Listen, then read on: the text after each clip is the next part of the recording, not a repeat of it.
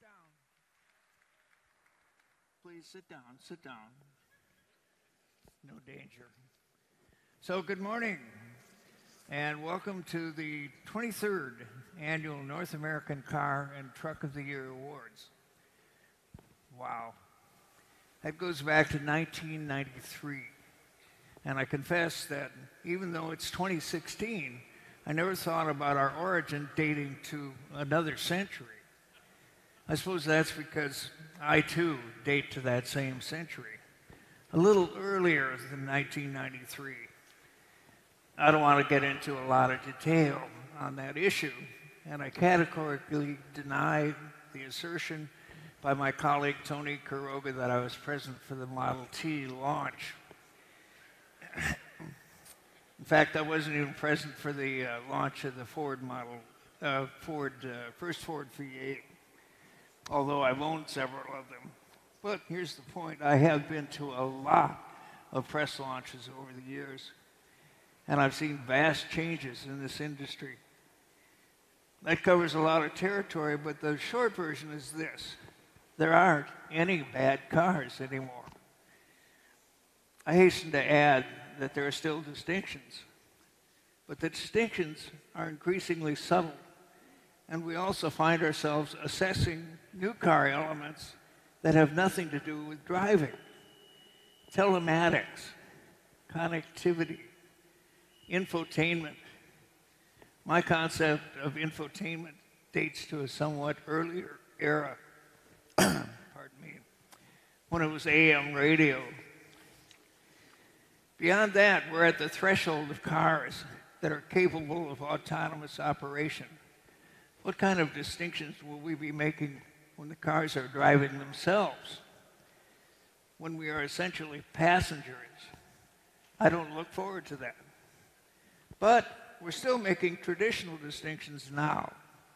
Driver satisfaction, styling, safety features, performance, value. Does the new vehicle move the needle in its segment? Is it a new benchmark? And that's the essence of our awards. The best new or significantly updated car and truck or sport utility for the new model year. Here's how it works. Each year, we develop a list of vehicles eligible for the awards. Please hang with me. My voice has been slightly modified. We call it accurately the long list. The list goes out in midsummer. In September, we vote to reduce the long lists, to more manageable short lists. As an aside, I feel I'd be remiss if I didn't mention that this year, 3 Chevrolets made it to the short list: Camaro, Malibu, and Volt. That's the first time in 23 years that we've had 3 representatives of one brand on our short list. And of course, one of those cars, the Malibu, made it to the final 3. So whatever happens today, let's give it up for Chevy.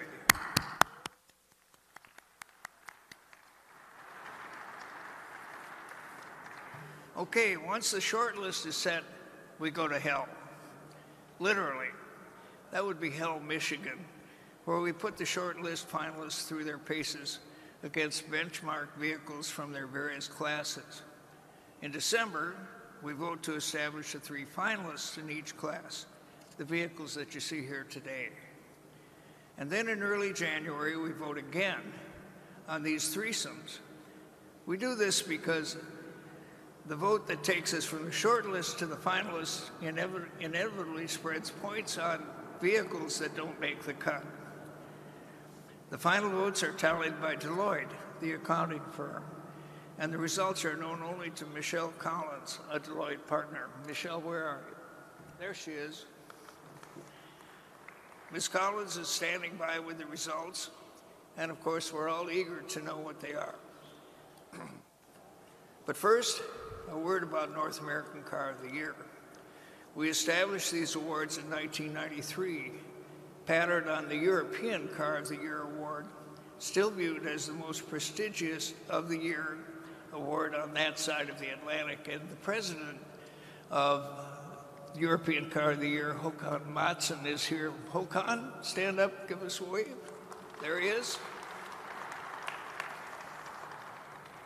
Our jury is composed of full-time automotive journalists, broadcast, digital, and print. Yes, print still exists, from across the US and Canada.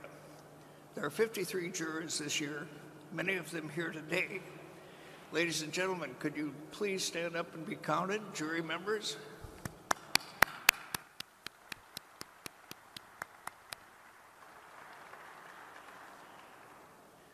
Two elements make these awards unique.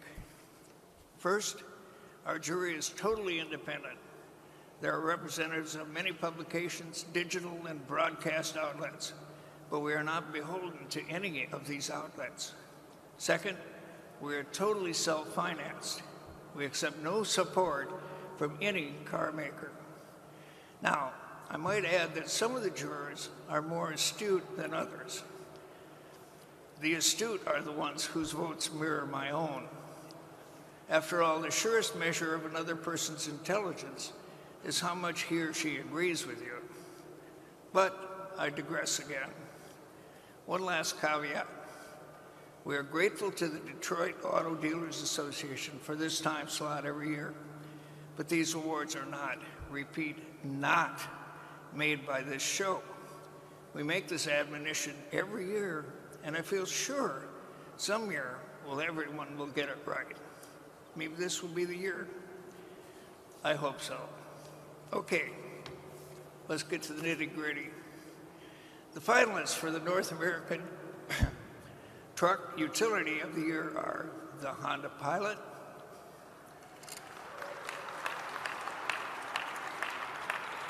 a previous winner, I might add, the Nissan Titan XD, and the Volvo XC90. Ms. Collins, the envelope, please.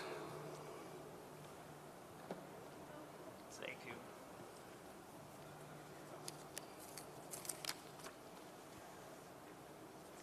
And, if I can ever get this out of here.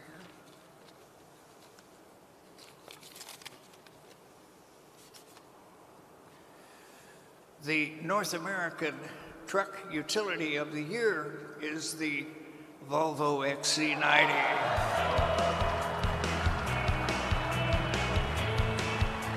Accepting for Volvo is Lex Kersemakers, President and CEO, Volvo Car USA.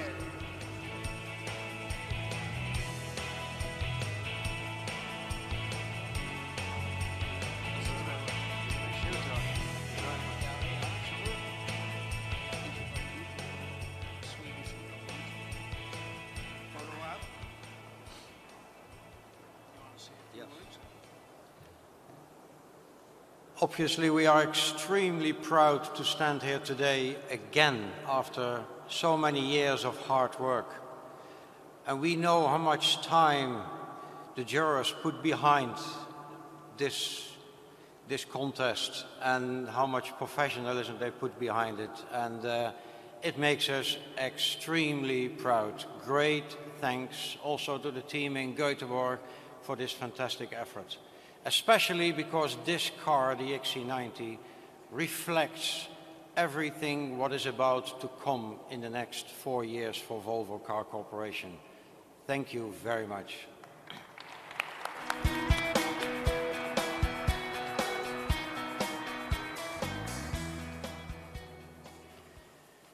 And the finalists for the 2016 North American Car of the Year are Chevy Malibu,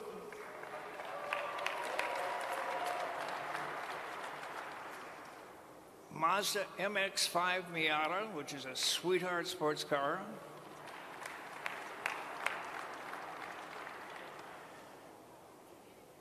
and the Honda Civic.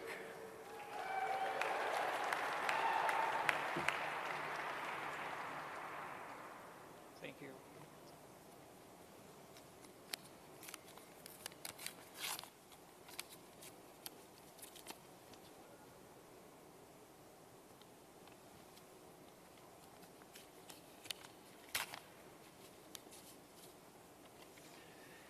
And the 2016 North American Car of the Year is the Honda Civic. Accepting for Honda, John Mendel, Executive Vice President, American Honda.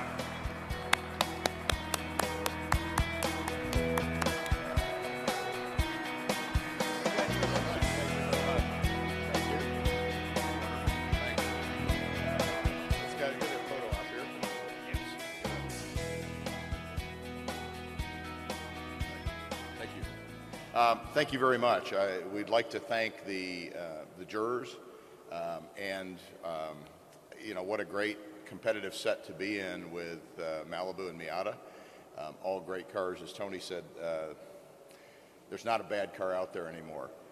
This is particularly sweet, I think, for our development team and our associates who did an incredible job with this car. It's almost 10 years to the day we stood on the stage and accepted for the 2006 Civic. And it's a great, I think, affirmation of the great vehicle that it is, that we do it again. We thank you very much, Tony, for all the hard work that everybody puts in, and more to come on the Civic with a lot more derivatives. So thank you very much, and hats off to all our sales associates and R&D team. Thank you.